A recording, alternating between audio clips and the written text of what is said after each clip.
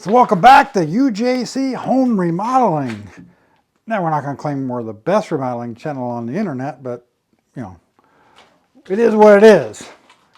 We started tearing into this wall and I wasn't finding very many screws holding all this stuff together, and that's because he used liquid nails to glue it up, so they figured they didn't need that many screws after all.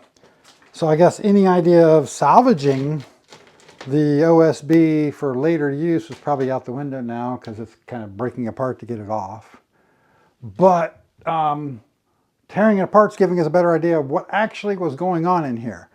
The guy I bought this house off of said there was a hot tub here at one time and he took it out and he said all this was here. Well, then it wasn't quite making sense till now. Well, it looks like he did because all this stuff was coming apart from the hot tub air. He built this false wall here out away from the original wall, which covers up the ductwork and made it smooth instead of having a bump out. So then he cut all this stuff off and put us all in behind it. So yeah, appears to be what he did. But we're probably going to end up going and taking all this off and seeing what's all behind here. And we'll likely end up gaining, instead of 6 to 9 inches in range in here, we might end up getting 12 to 14 inches here for the shelving back here behind our countertop. So I call that a plus. Well, I'm working my way down towards the end here. I started taking trim off of this section here, and that's some quality workmanship there. I wonder what we're going to find behind that. So demolition continues. The project just keeps growing in scope. We still got to take this part out here because see we got some black mold in there. But it's mostly tore out here. One of the things I'm doing is I'm trying to hit it kind of hard right now and not do so much in the shop. Because for now we're still getting above freezing temperatures and I want to get all of this ripped out, get some insulation back on this wall before we're getting a lot of sub-freezing temperatures. And we're getting a lot of cold air coming in through this corner and around the door edges, of course. So I was able to finally get some of this ceiling out of here so I can see what we had in there to try to deal with my plumbing issue, which is basically just a pipe here that keeps wanting to freeze up. Luckily it's never froze hard and busted, but turns out, yeah, the remodeling work that was done on the bathroom, which is directly above us here, was just half-assed done. And that is actually an overhang. So the upstairs overhangs the downstairs by about 2 feet, and that's all bathroom there. And there's basically no insulation in there except for this right here, which is just some of this wadded up and stuffed in there as an air brake.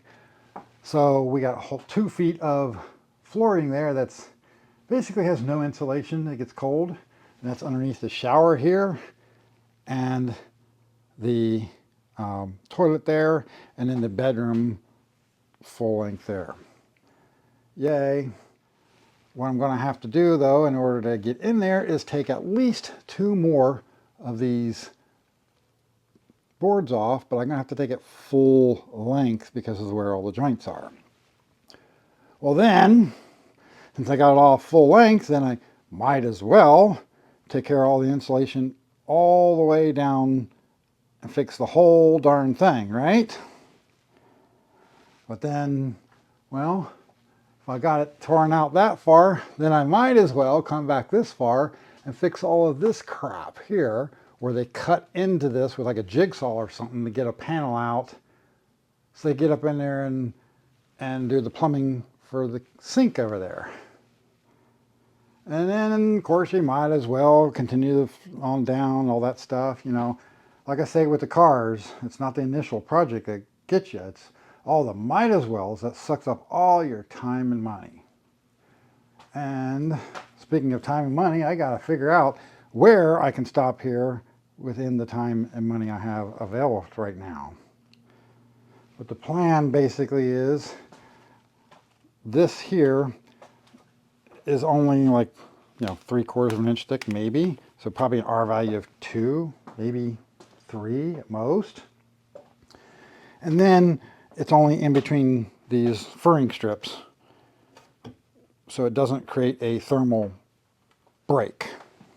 So what we're going to do, which is the way modern stuff is done, because this is normal for 1975, whatever, foam, not exactly this thickness, but put foam on the wall here, do the full wall,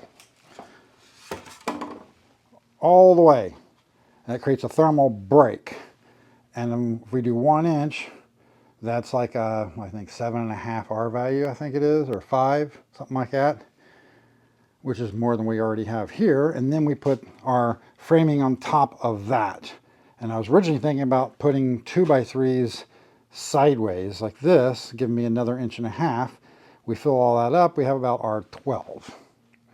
I could also put the 2x3s this way, giving me 2.5 more inches, and have about R15 in there, which either way is way more than we had before. But if I do it the other way, it's better, but then the casing here isn't going to be deep enough, and I have to recase this door, and it just keeps growing.